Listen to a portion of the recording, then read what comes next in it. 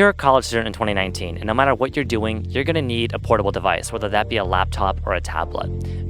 It's going to be for studying, it's going to be for working, and just relaxing your downtime, whether it's watching Netflix or YouTube or whatever.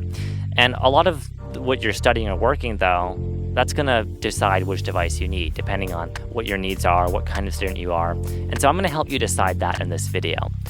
And we're specifically going to be looking at Apple products because a lot of college students do use Apple products, and it's not just because they're status-conscious flexers who are showing off, but because Apple devices, despite their high prices and underwhelming specs, are really good for college students, for a lot of them. Not everyone. In some cases, it does make a lot more sense to get a Windows laptop, but Apple is great because they're well-built. Apple devices are going to hold up in your bag no matter what you're doing, whether it's an iPad or a MacBook. And they're also just great because they always use high-quality components. They have really good speakers, really good color-calibrated, bright screens, super fast storage, all that great stuff. So the experience of using them, even if the specs aren't always there, is pretty top-notch. You just don't have to worry about it. It also makes sense for a lot of specific students like computer science students, which we will get into. There's also the great software ecosystem if you're a creative professional because you get iOS or iPadOS, which actually has a lot of, increasingly nice pro-oriented apps, and macOS, which of course has a lot of great apps, whether it's Final Cut, Logic, or the Adobe Suite, all that stuff.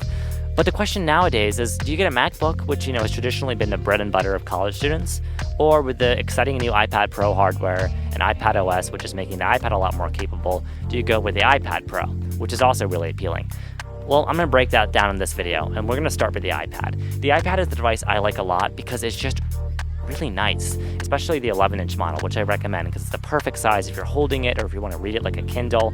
You can add on a keyboard. I recommend the Apple Smart Keyboard Folio just because it's a really great option. Another great one is the Bridge Pro or the Logitech Pro, Logitech Slim Folio Pro. They have backlit keys, but they're a lot bulkier. If you want slimmest, lightest one with no charging or pairing, the Apple Smart Keyboard, while really expensive and not backlit, keeps the iPad nice and slim, and you don't have to worry ever about charging or pairing it, and it's always on your iPad. So that's great. Also, you can use any keyboard with the iPad through its USB-C port or through Bluetooth. So that leaves the Apple keyboard, Bluetooth mechanical keyboards, whatever you want to use. Another must for the iPad, I think, is a pencil.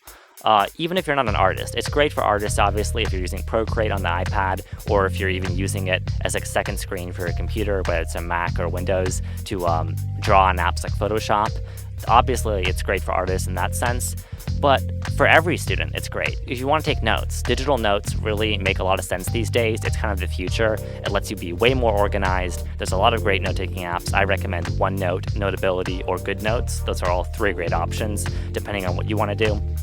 But note-taking digitally is really great, and with the iPad Pro and the pencil, you're going to get about the best experience for doing that you can get, period. It just makes a lot of sense for students. Also, it's kind of like what a mouse is to a computer. It lets you just have precise input in situations where, you just don't want to use your fingers. You can use the pencil to really precisely poke and prod and slide around the screen. Storage. I recommend 256 gigabytes. You can get the 64 gigabyte base model and be okay. But for comfort, if you're going to use it for a few years, if you're spending the money already on a high-end iPad Pro, I would go for that. And like I said, 11 inch is the model I like. You can get the 12.9 inch, obviously, if you want more screen, if you multitask a lot, if you're an artist. But for most situations you're using an iPad in, even if the iPad's your main device, 11 inches is a really nice size. It's really nice and portable. Also, cellular. You can get an AT&T or a T-Mobile or Sprint, if you're that kind of person, unlimited data plan for about $30 a month. So that makes it really convenient if you just ever need cellular. I think it's worth getting because you might regret it later. Yeah, you can use a phone hotspot, but those are finicky, unreliable, and can be pretty slow. Say you don't want to spend all the money, though, on the iPad Pro. The iPad Air is also a great option, and if you get the iPad Air with the Apple Pencil and that version of the Smart Keyboard, then that's going to be actually about $500 cheaper. Because if you get the iPad Pro cellular 256 gigabytes with the keyboard and the pencil, it comes out to around $1,300. An iPad Air with those same accessories, but the base model, 64 gigs of storage, is just under $800. So that saves you a good amount of money. It's going to be a little less capable and less nice hardware, but it's still an iPad, and you'll still get a pencil and a keyboard. The pencil, however, won't be magnetic or fancy and will be a lot less nice, but it's still great. But MacBooks, right? iPads are great if you can use them, but for a lot of us, we really just need macOS, whether that's because our dock looks like the Adobe periodic table, whether we're using Final Cut, Logic, or apps like that, or maybe, like I mentioned earlier, if you're a computer science student, Macs run on Unix. That's really convenient. A lot of people do like the keyboard now, despite the reliability issues, which Apple claims to have solved, but who knows. But it's just a great, really nice machine. The screen, again, is high-res, color calibrated for that. So the MacBooks do make good options for a lot of people if they can't get by with an iPad. They run a full desktop-class operating system, after all. But current Mac hardware does have some downsides. It's been controversial. Like I mentioned, that keyboard, there have been reliability concerns. That said, if you're buying a new MacBook, Apple does give you a 4-year warranty on the keyboard for free repairs. So in case anything does go wrong, it's coming out of Tim Cook's pocket, not yours. So that's kind of nice. I think that gives me a lot of assurance. Also, the ports, they're controversial. They're, 4 Thunderbolt 3 or 2 Thunderbolt 3 if you get some of the lower end models. That's actually really nice. It's really capable. Yeah, you might need to buy some dongles and adapters, but you can plug in external graphics cards, monitors, audio interfaces, really fast external storage, a lot of really cool stuff, the kind of like pro-oriented stuff you're gonna, frankly, eventually end up using if you're buying such an expensive MacBook in the first place. The other downside, though, to the Apple hardware right now, at least Mac hardware, is the Intel processors, because nowadays, I don't know if you've been keeping up with the news, but Intel isn't what they used to be. And especially compared with the custom, Apple processor in this iPad with its amazing hardware, with the 120 hertz screen, great speakers, all that obviously. But the processor, it's amazing. The processor in this iPad is basically about as fast as the processor in this MacBook, which costs twice as much. Not only that, the iPad's fanless. The MacBook has a fan, it gets hot. And some of the 15-inch models have had thermal throttling issues you might have heard about. They've made that better with some undervolting out of the box and other tricks with 2019, but still, this is just going to be warm on your lap. There's going to be fans on the MacBooks, and that's a reality right now until Apple switches to ARM on the MacBooks, which still might be a few years away. But like I said, there's a lot of good in the MacBook still and reasons you would get it. The color-accurate screen for professional work like photo or video editing, the extremely capable I/O, and the hardware that's just impressively portable. Yeah, you can get a lot of cheap Windows laptops that are, more capable, but when it comes to ones with these kind of specs, usually they're bigger, they're a little thicker, especially towards the higher end of things, and not all of them, come with a USB-C charger. So that's really cool if you just want to travel a lot and use one charger. Unfortunately, the iPhones aren't USB-C yet, so maybe Apple should get on that.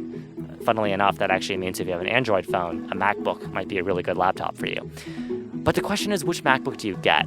So there's the 13-inch Air, but I think that's kind of niche because the 13-inch Air is a dual-core Intel processor. It has 2 Thunderbolt 3 ports. Yes, it's really sleek. It's obviously the MacBook Air used to be the classic student laptop, but that MacBook Air, again, it's slow. It's dual cores. The iPad is faster. Get it if you need a desktop operating system. Again, if you're like a computer science student on a budget, if you just have some reason for running macOS. Otherwise, I would go to the 13-inch Base Pro with 2 Thunderbolt 3 ports, which is a nice machine. I have the one with 4 Thunderbolt 3 ports. It's just a little nicer. The speakers have a subwoofer. SSD is a little faster. And again, you get twice the ports. You can charge on either side. That's a little better. But honestly, both of those models are great. I think the 13-inch Pro is the one most people looking at MacBook should get, whether it's the lower end or the higher end 13-inch Pro, because it's a really nice balance of size and portability. It is hardly thicker and heavier than the 13-inch Air. It's almost the same size, so it's great for you coffee shop studiers, and all of these models are quad-core. Now there's the 15-inch Pro. The 15-inch Pro, I don't know. It is a really impressively portable machine for the specs it packs. It's 6 to 8 cores. It has the Radeon graphics, which are better than any of the Intel graphics in this. But if you compare it to Windows laptops, the Radeon graphics are nowhere close to the modern NVIDIA stuff, even if they're a lot less power hungry. If you really need a better value, the 15-inch model is probably better. But unless you need those 6 to 8 core chips, I would look at a 13-inch because you're also losing some battery life because of the higher end chips and dedicated graphics cards in the 15-inch. The 13-inch Pro, I think, is a nicer laptop, but if you just need a desktop replacement workstation, if you're like a video editor, if you're doing really intensive stuff as a student, look at that. That said, if you're the kind of student who wants to game a lot, or who you're an architecture student, or you're an engineering student, you're like in the sciences, and you're using apps like AutoCAD or Rhino, these like 3D, modeling, rendering, rigging apps, you're using Maya, A lot of Macs don't make a lot of sense. I mean, there's the desktop, super high-end Macs, but for laptops, which is what we're mainly looking at for college students, I would really lean much more towards Windows laptops because you're going to get way better gaming specs, way better graphics, way better 3D capabilities than on a Mac. Just some recommendations off the top of my head. Surface Book 2, if you want really great build quality. For a little cheaper, Asus Zephyrus S, that's a good gaming model, but it's good for a lot of other stuff. The Alienware M15 and the Razer Blade. Those are nice, well-built options.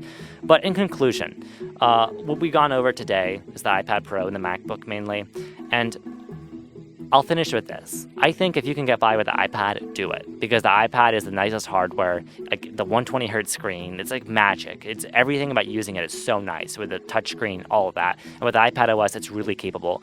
But if you just can't get by on an iPad, and no problem if you can't. I understand. A lot of people can't. I can't. Then you're going to need a MacBook. And for most people, the 13-inch MacBook Pro is kind of the best blend of those things. But depending on your niche, maybe you'll lean more towards the 13-inch Air or the 15-inch Pro. But again, for most people, the middle usually is the best one. So 13-inch Pro is what I would recommend for most. And that's where we are. No matter which device you use, I wish you good luck in your college career, even if the device you're using runs Windows.